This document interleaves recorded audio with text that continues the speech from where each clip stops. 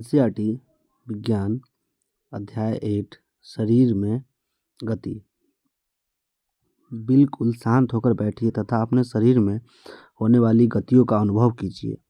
आप समय समय पर अपनी पलकें तो झपकाते ही होंगे। श्वास लेते समय अपने शरीर में होने वाली गतियों का प्रेक्षण कीजिए।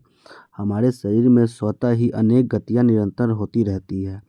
जब आप अपनी नोटबुक में लिखते हैं तब आपके शरीर का कौन सा भाग गति करता है? जब आप मुड़कर अपने मित्र को देखते हैं तब शरीर का कौन सा भाग गति करता है? उपयुक्त सभी उदाहरणों में आपके उसी स्थान पर रहते हुए भी आपके शरीर का कोई न कोई भाग गति करता रहता है। आप एक स्थान से दूसरे स्थान पर जाते हैं, आप उठकर अपने अध्यापक के पास जाते हैं, कक्षा के बाद विद्यालय के मैदान में जाते हैं अथवा विद्यालय के बाद अपने घर जाते हैं, तो इस स्थिति में आप एक स्थान से दूसरे स्थान तक वास्तव में चलकर जाते हैं। आप चलकर, दौड़कर या कूदकर एक स्थान से दूसरे स्थान पर जाते हैं। आइए अपने मित्रों, अध्यापकों एवं अभिभावकों से चर्चा करें। सारणी 8.1 में बढ़ते हुए यह देखते हैं कि पढ़ लेते। बूझो पौधों की गति को लेकर आश्चर्यचकित है कि वह जानता है कि पौधे एक स्थान से दूसरे स्थान तक गति नहीं करते, परंतु वे किसी दूसरे प्रकार की गति को प्रदर्शित करते हैं। यहाँ पे जंतु एक स्थान से दूसरे स्थान तक कैसे गमन करते हैं। यहाँ पे जंतु के नाम है, गमन में प्रयुक्त होने वाला भाग या अंग है, और जंतु कैसे गमन करता है। जैसे गाय है, पैर से, है ना, एक स्थान से दूसरे स्थान पे जाता है और ये चलती है। मनुष्य भी पैर हो जाएगा और ये भी चलते हैं। सांप संपूर्ण शरीर, है ना, से गमन करता है और रेंगता है। पक्षी, है ना, शरीर संपूर्ण शरीर से उड़ता है। कीट रेंगता होगा, है ना, संपूर्ण शरीर से। मछली तैरता हो जाएगा संपूर्ण शरीर के साथ। जंतु एक स्थान से दूसरे स्थान तक किस प्रकार गमन करता है?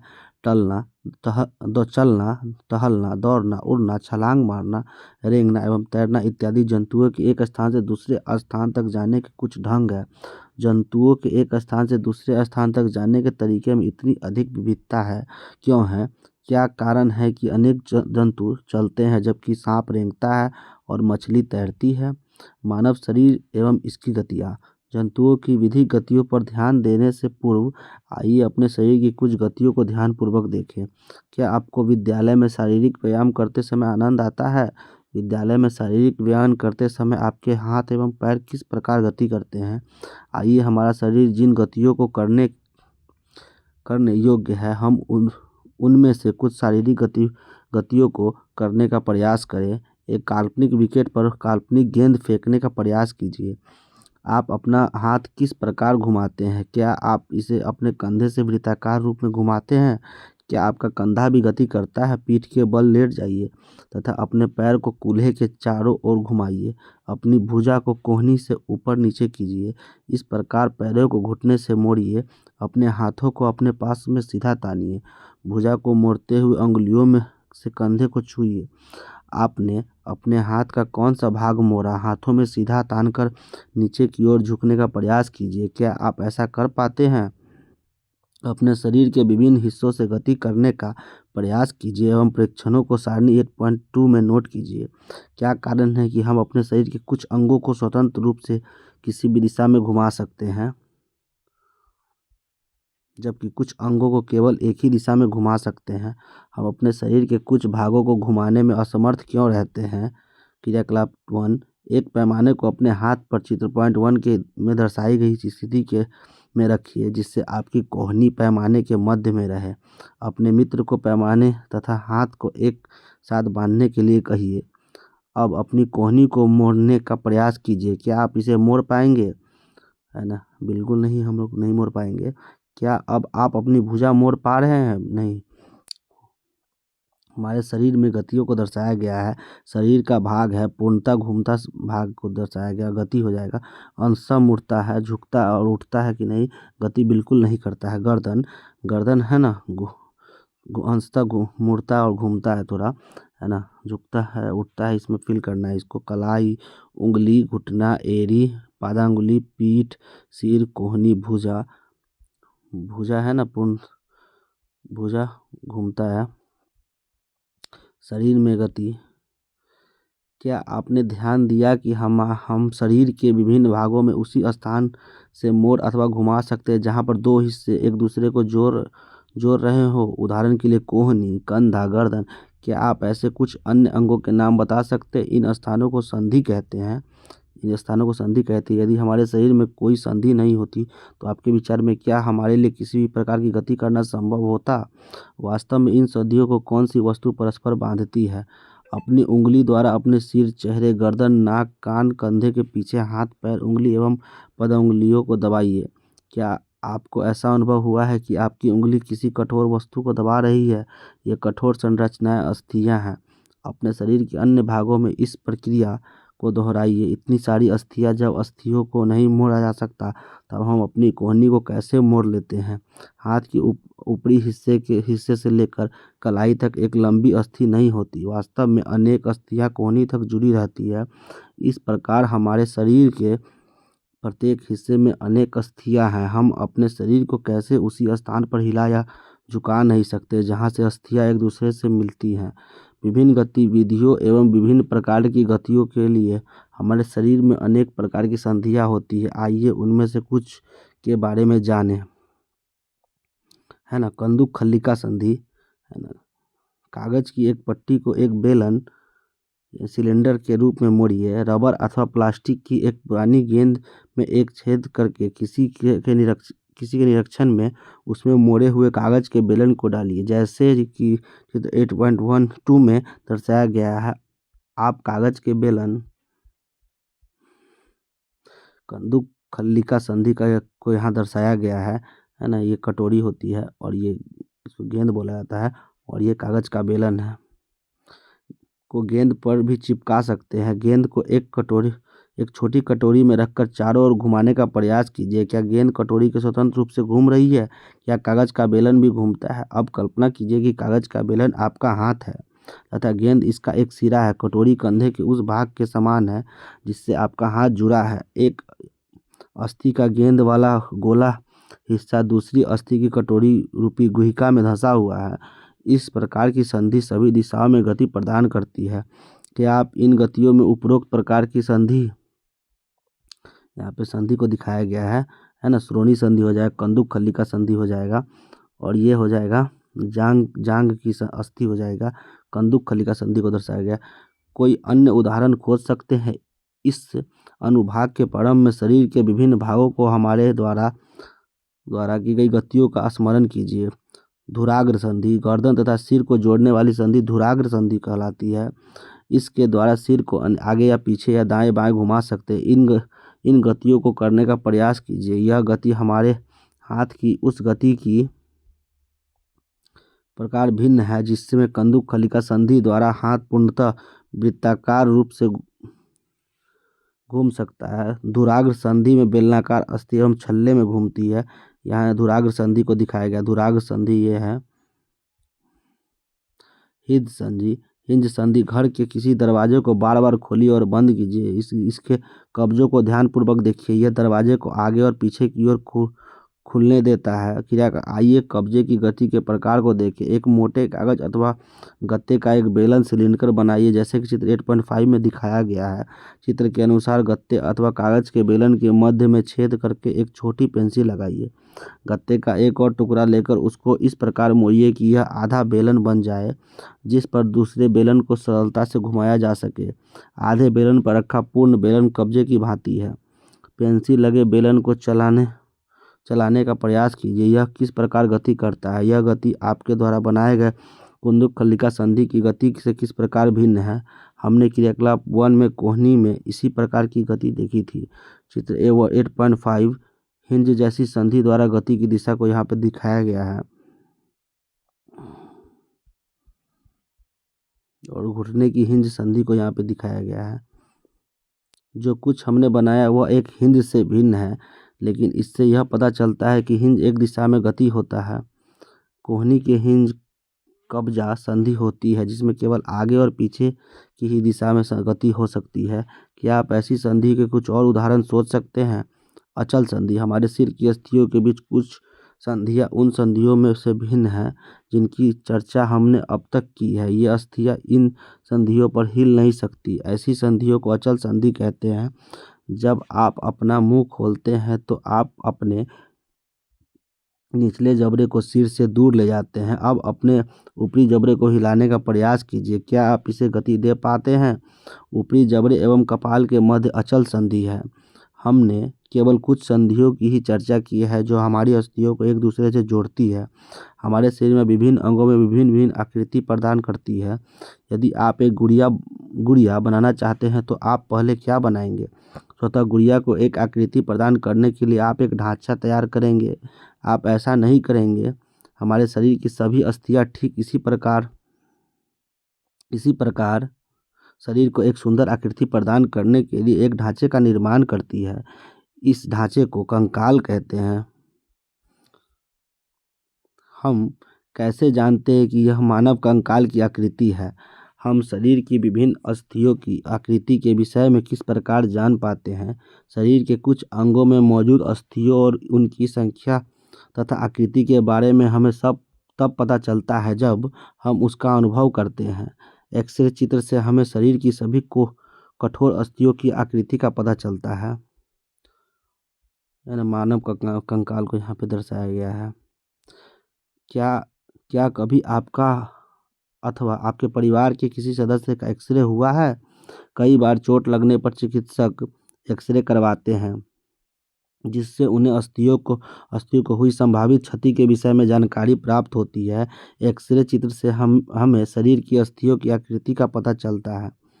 अपने हाथ के अग्र एवं ऊपरी भाग तथा पैर के निचले एवं ऊपरी भाग की अस्थियों का अनुभव कीजिए। प्रत्येक अंग की अस्थियों की संख्या का पता लगाएं। अपने घुटने और कोहनी की अस्थियों का ठीक इसी प्रकार अनुभव करें और एक्सरे चित्र से यहाँ पर टखने एवं घुटने की संधियों के एक्सरे चित्र यहाँ पे दिखाया गया है।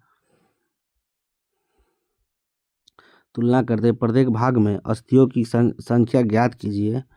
अपनी उंगलियों को मोड़िए। क्या आप उन्हें प्रत्येक संधि स्थल पर मोड़ सकते हैं? आपकी मध्यमा में कितनी अस्थियां हैं? अपनी हथेली में पिछले भाग का स्पर्श करके अनुभव कीजिए। क्या इसमें अनेक अस्थियां हैं? क्या आपकी कलाई लचीली है? यह अनेक छोटी छोटी अस्थियों से बनी है जिसे कार्पेल कहते हैं। यदि इसमें मात्र एक ही अस्थि होती तो क्या होता? हाथ की अस्थियां हैं, है ना, दिखाया गया हुआ। क्रिया गहरी सांस भरकर इसे कुछ समय तक रोके रहिए। अपने वक्ष एवं पीठ को हल्के से दबाकर अपनी अस्थियों का अनुभव कीजिए। जितनी पसलियां वक्ष की अस्थियां हैं को आप गिन सकते हैं, गिन लीजिए। चित्र 8.10 में ध्यान से देखिए। वक्ष की अस्थियों की तुलना में आपने उपयुक्त अनुभव से कीजिए। हम देखते हैं यहाँ है ना, पसली पिंजर को दिखाया गया है। देखते हैं कि पसलियां विशेष रूप से मुड़ी हुई हैं। वे वक्ष की स्थिति एवं मेरुदंड से जुड़कर एक बक्से की रचना करती हैं। इस शंकुरूपी बक्से को पसली पिंजर कहते हैं। वक्ष के दोनों तरफ 12 पसलियां होती हैं। हमारे शरीर की कुछ महत्वपूर्ण अंग इसमें सुरक्षित रहते हैं। अपने कुछ मित्रों को बिना घुटने मोड़े झुककर अपने पाँव की उंगलियां छूने को कहिए। क्या यह चिकनी, समतल अथवा अखंड है? अपनी उंगलियों को अपने मित्र की गर्दन से प्रारंभ करके उसकी पीठ पर नीचे की ओर लाइए। आपके द्वारा अनुभव की गई संरचना मेरुदंड है। यह अनेक छोटी छोटी अस्थियों से बना है जिसे कशेरुका कहते हैं। मेरुदंड 33 कशेरुकाओं का बना होता है। पसली पिंजर भी वक्ष क्षेत्र की इन अस्थियों से जुड़ा हुआ है। यदि मेरुदंड केवल एक ही अस्थि का बना होता तो क्या आपका मित्र इस प्रकार नीचे झुक सकता था? नहीं, बिल्कुल नहीं। ना, मेरुदंड का चित्र दिया हुआ है, स्पाइनल कॉर्ड।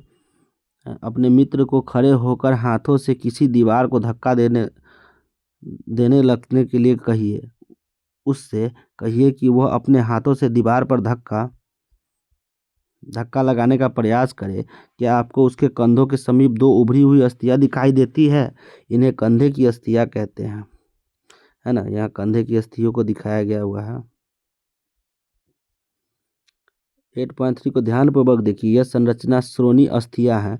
यह बॉक्स के समान एक ऐसी संरचना बनाती है जो आपके आमाशय के नीचे पाए जाने वाले विभिन्न अंगों की रक्षा करता है। यह कूल्हे वाला वह हिस्सा है जिसके सहारे आप बैठते हैं।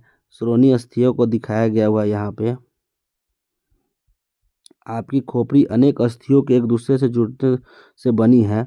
यह हमारे शरीर के अति महत्वपूर्ण अंग मस्तिष्क को परिबद्ध करके उसकी सुरक्षा करती है। हमने अपने कंकाल की, है ना, मानव खोपड़ी को यहाँ पे दर्शाया गया है, कंकाल की बहुत सी अस्थियां तथा संधियों के बारे में चर्चा की। कंकाल के कुछ अतिरिक्त अंग भी है जो हड्डियाँ जितने कठोर नहीं होते हैं, जिन्हें मोड़ा जा सकता है, उन्हें उपास्थि कहते हैं।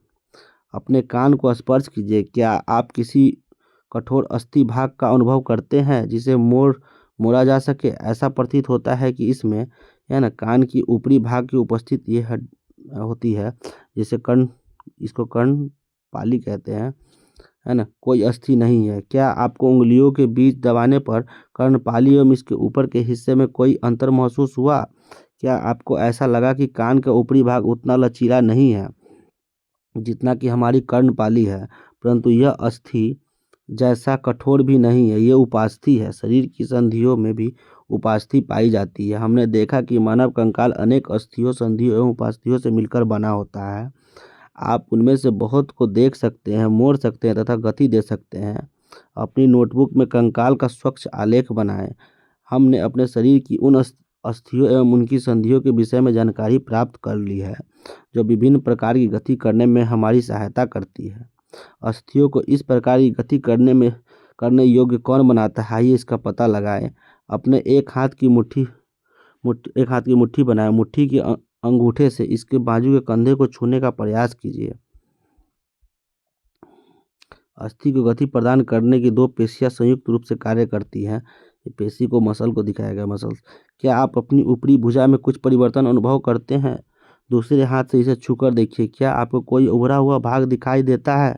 इसे पेशी कहते हैं। संकुचित लंबाई में कमी होने के कारण पेशियां उभर आती है। अब आप अपने हाथ को पुनः सामान्य स्थिति में लाइए। पेशियों का क्या होता है? क्या यह अभी भी संकुचित अवस्था में है? चलते अथवा भागते समय आप अपने पैरों की पेशियों में भी इसी प्रकार का संकुचन देख सकते हैं। संकुचन की अवस्था में पेशी छोटी, कठोर एवं मोटी हो जाती है। यह अस्थि को खींचती है। किसी अस्थि को गति प्रदान करने के लिए दो पेशियों की संयुक्त रूप से कार्य करना होता है। जब दो पेशियों में से कोई एक सिकुड़ती है तो अस्थि उसी दिशा में खींच जाती है। युगल की दूसरी पेशी शिथिल लंबाई में बढ़कर पतली हो जाती है, अवस्था में आ जाती है। अस्थि को विपरीत दिशा में गति करने के लिए अब शिथिल पेशी सिकुड़कर अस्थि को अपनी पूर्व स्थिति में खींचती है, जबकि पहली पेशी अब शिथिल हो जाती है। पेशी केवल खींच सकते हैं, वह धक्का नहीं दे सकती। अतः एक अस्थि को गति करने के लिए दो पेशियों की संयुक्त रूप से कार्य करना होता है। क्या गति के लिए हमेशा अस्थियों एवं पेशियों की आवश्यकता होती है? दूसरे जंतु किस प्रकार चलते हैं? क्या सभी जंतुओं में अस्थियां पाई जाती हैं? केंचुए अथवा घोंगे में क्या होता है? आइए कुछ जंतुओं की गतियों का अध्ययन करते हैं। जंतुओं की चाल। बगीचे में चलते हुए केंचुए का निरीक्षण कीजिए। इसे पकड़कर एक स्याही सोख फिल्टर पेपर पर रखिए। इसकी गति का परीक्षण कीजिए। इसके पश्चात केंचुए को एक कांच की पट्टी टुकड़े पर टाइल अथवा किसी चिकनी सतह पर रखकर तथा इसकी गति का परीक्षण कीजिए। क्या यह गति पेपर पर केंचुए की गति से भिन्न है? ऊपर की दो सतहों में किस पर केंचुआ आसानी से चल सकता है? केंचुए की गति को दर्शाया गया है। केंचुए का शरीर एक सिरे से दूसरे सिरे से सटाकर रखे तथा उनके छल्लों से बना प्रतीत होता है।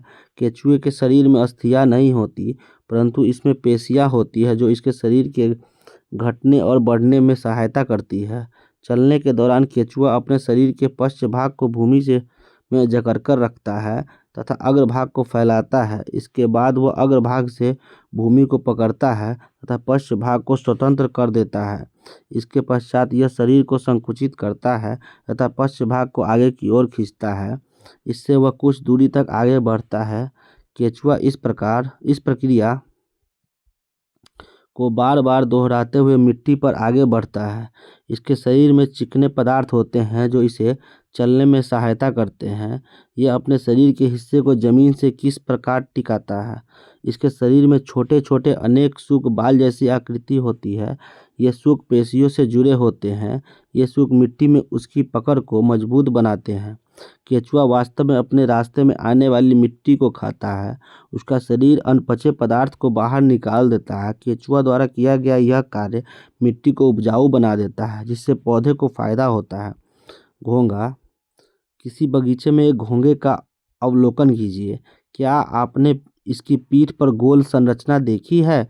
इसे कवच कहते हैं और यह घोंघे का बाह्य कंकाल है, परंतु यह अस्थियों का बना नहीं होता।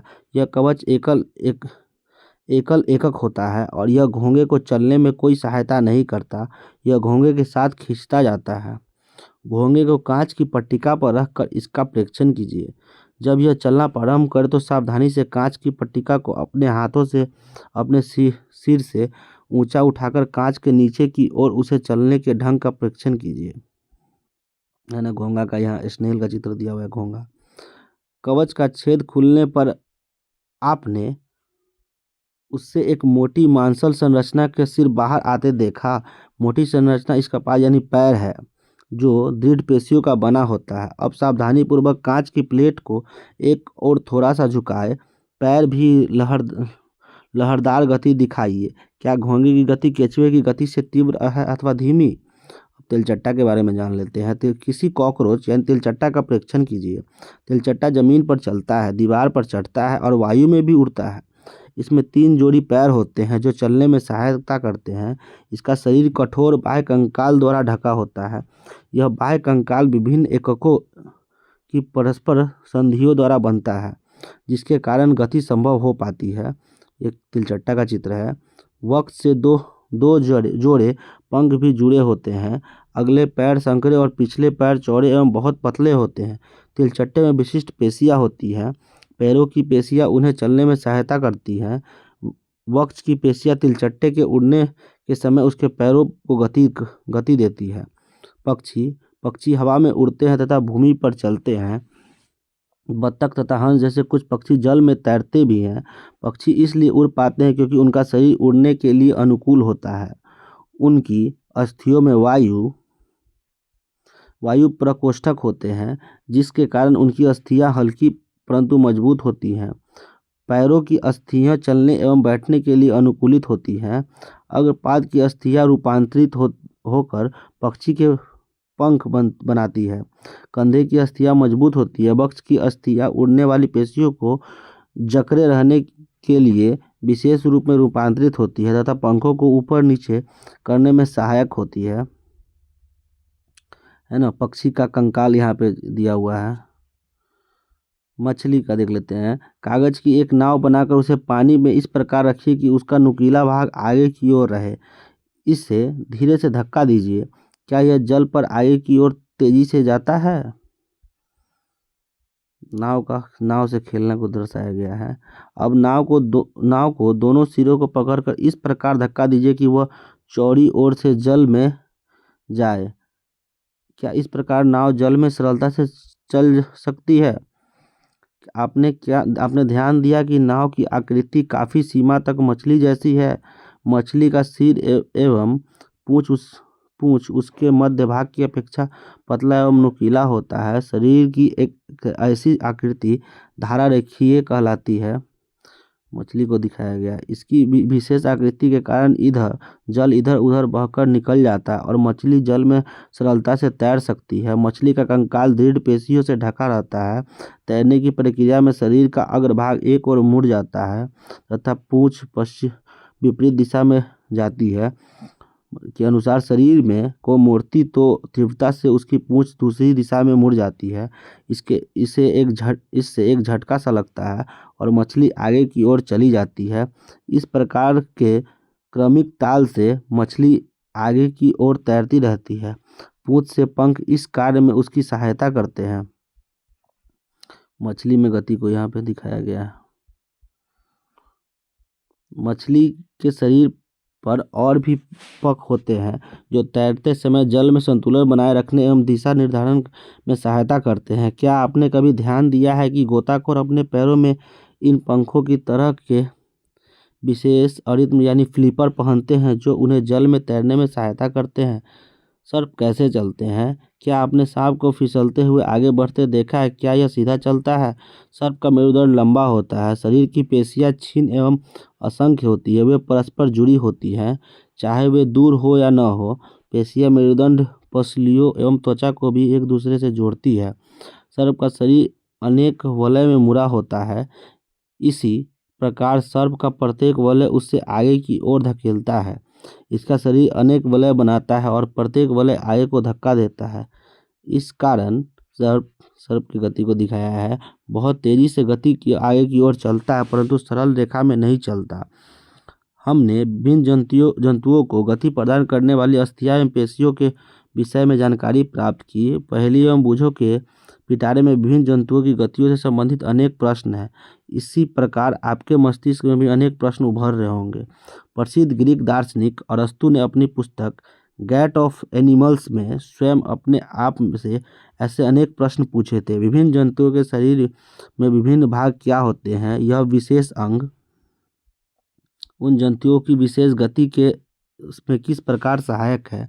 विभिन्न जंतुओं के शारीरिक अंगों में क्या समानताएं एवं विभिन्नताएं हैं? विभिन्न जंतुओं को चलने के लिए कितने अंगों की आवश्यकता होती है?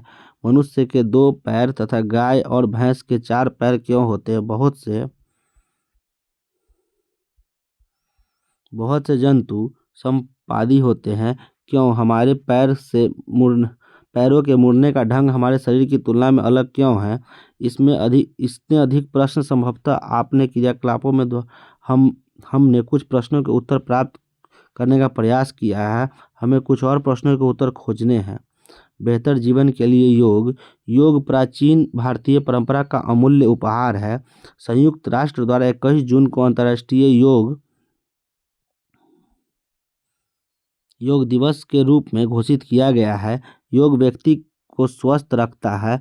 यह मेरुदंड को सीधा रखने में मदद करता है जिससे आप सीधे बैठते हैं झुककर नहीं।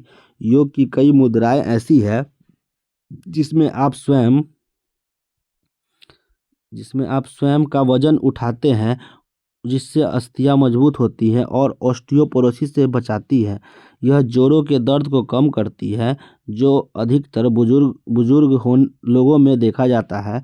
इससे शरीर की सभी मांसपेशियां सक्रिय रहती है। इससे हृदय भी स्वस्थ रहता है जिससे वह अधिक दक्षता से कार्य करता है। कुछ योग आसन ऐसे हैं जिसे एक प्रशिक्षित व्यक्ति की देखरेख में ही किया जाना चाहिए। सारांश पढ़ लेते हैं। अस्थि एवं उपस्थि मानव कंकाल बनाते हैं। यह शरीर का पिंजर बनाता है और इसे एक आकृति भी देता है। कंकाल चलने में सहायक है और आंतरिक अंगों की सुरक्षा करता है। मानव कंकाल खोपड़ी, मेरुदंड, पसलियों, वक्ष की अस्थि, कंधे एवं श्रोणि मेखला तथा हाथ एवं पांव की अस्थियों से बनता है। पेशियों के जोड़े के एकांतर क्रम में सिकुड़ने एवं फैसले में अस्थियां गति करती है। अस्थियों की संधियां अनेक प्रकार की होती है। यह उस संधि की प्रकृति एवं गति की दिशा पर निर्भर करता है। पक्षियों की दृढ़ पेशियां तथा हल्की अस्थियां मिलकर उन्हें उड़ने में सहायता करती है। ये पंखों को फड़फड़ाकर उड़ते हैं। मछली शरीर के दोनों ओर एकांतर क्रम में वलय बनाकर जल में तैरती है। सर्प अपने शरीर के दोनों ओर एकांतर क्रम में वलय करते हुए भूमि पर वलयाकार गति करता हो आगे की ओर फिसलता है। बहुत सारी अस्थियां एवं उससे जुड़ी पेशियां शरीर को आगे की ओर धक्का देती है। तिलचट्टे का शरीर एवं पैर कठोर आवरण से ढके होते हैं जो बाह्य कंकाल बनाता है। वक्ष की पेशियां 3 जोड़ी पैरों एवं 2 जोड़ी पंखों से जुड़ी होती है जो तिलचट्टे को चलने एवं उड़ने में सहायता करती है।